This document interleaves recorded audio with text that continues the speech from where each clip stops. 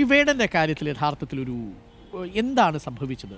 ഒരു ജാഗ്രത കുറവുണ്ടായി എന്ന് തോന്നുന്നുണ്ടോ? ഒരു പൊതുബോധത്തെ തൃപ്തിപ്പെടുത്താൻ ചിലപ്പോൾ പറ്റിയെന്ന് വരില്ല, പക്ഷേ എങ്കിലും ഒരു ഓവർ ഡൂയിങ് സംഭവിച്ചിട്ടുണ്ടോ ശാരദ മുരളീധരൻ വിഷയത്തിൽ? അതിനെക്കുറിച്ച് ഞാൻ പ്രതികരിക്കാൻ റെഡിയല്ല.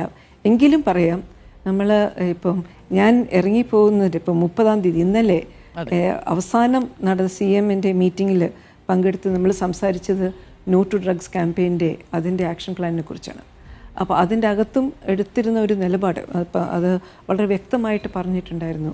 ഇപ്പം ഡ്രഗ്സ് എന്ന് പറയുന്നതും തന്നെ നമ്മൾ ഒരു ഇപ്പം ലഹരി എന്ന് പറയുന്നതിനെ നമ്മളൊരു സ്പെക്ട്രമായിട്ട് കാണേണ്ടതുണ്ട്.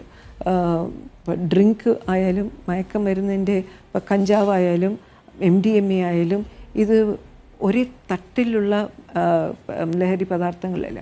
അത് പല തട്ടുകളിലും പലതരത്തിലുള്ള പല ലെവലിലാണ് ഇത് ദൂഷ്യം ചെയ്യുന്നത് എന്ന് നമ്മൾ തിരിച്ചറിയേണ്ടതൊന്ന് നന്നായിരിക്കും. 2, ഇതിൻ്റെ അകത്ത് അടിമപ്പെട്ടു പോകുന്നവർ അവരെ വില്ലന്മാരായിട്ടല്ല നമ്മൾ കാണുന്നത്, അവർ വിക്ടിംസ് ആയിട്ടാണ്.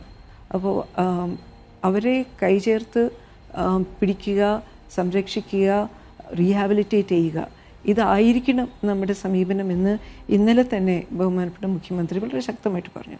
അതിനോട് ഞാൻ പൂർണ്ണമായിട്ട് യോജിക്കുകയും ചെയ്തു.